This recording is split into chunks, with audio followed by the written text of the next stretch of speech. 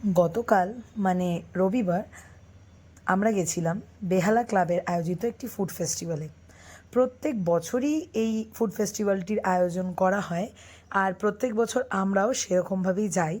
আমি গেছিলাম আমার ছেলে, দিদি, জামাইবাবু আর মেয়ের সাথে তার। তো প্রথমেই গিয়ে দেখলাম বেশ ভিড় ছিল, যেহেতু কাল রবিবার ছিল তাই হয়তো ভিড়টা আরও বেশি ছিল। আর কালকেই লাস্ট দিন শুনলাম ওখানে গিয়ে। তো ভিড়টা সেরকমই ছিল, কারণ আর তো আর এই ফুড ফেস্টিভ্যালে যাওয়া হবে না। তো সবাই সেই ভেবেই হয়তো কালকে গেছিলো। প্লাস ওখানে কিছু ফাংশানও হচ্ছিল। খুব সুন্দরভাবে গান বাজনা হচ্ছিল, বেশ ভালো লাগছিল শুনতে। আর আমরা চারপাশটা ঘুরে ঘুরে দেখে নিচ্ছিলাম যে কোথায় কোন স্টলটা বসেছে। দেন আমরা ঠিক করলাম যে প্রথমে কাবাব টেস্ট করব। আর চলে গেলাম এই লাইভ ফুড কাবাবের কাউন্টারটায়, যেখানে বেশ ভিড় ছিল। তো জিজুও তাই অর্ডার দিয়ে দিল আমাদের কাছ থেকে, জেনে যে কে কী খাবে। দেন অর্ডার দেওয়ার পর আমরা প্রায় 10-15 মিনিট মতো বসলাম।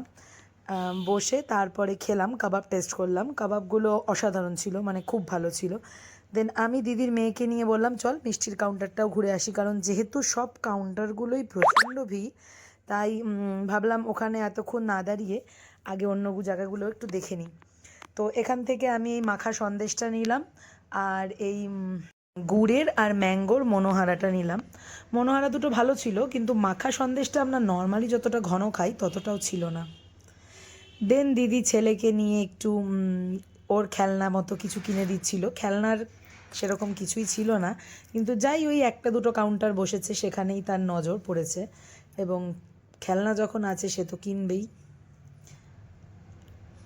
দেন এখানে পুতুল নাচেরও আয়োজন করা হয়েছিল, সেখানে আমরা কিছুক্ষণ দাঁড়িয়ে বেশ দেখছিলাম, কারণ এগুলো এখন আর দেখাই যায় না। আগে বেশ এগুলো মেলা ঠেলায় বসতো, কিন্তু এখন এই পুতুল নাচ আমরা দেখতেই পাই না।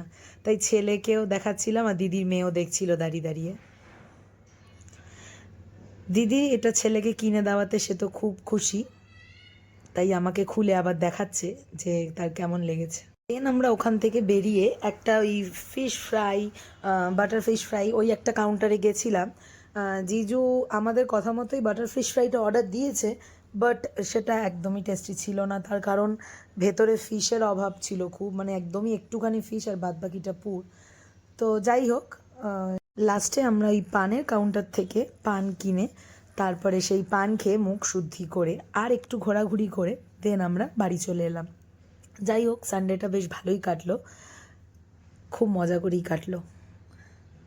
তোমরাও জানিও যে তোমরাও কি এখানে গেছো কি না, বা গেলেও কি অনুভূতি কি হয়েছে সেটাও জানিও। ওর ওখানে গিয়ে মেলায় গিয়ে বন্ধুর সাথে দেখাও হয়েছে, তাই সে খুব খুশি হলো।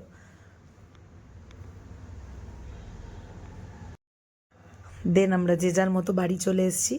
তো আজকের মতো ভিডিওটা এখানেই শেষ করলাম, চলো টাটা।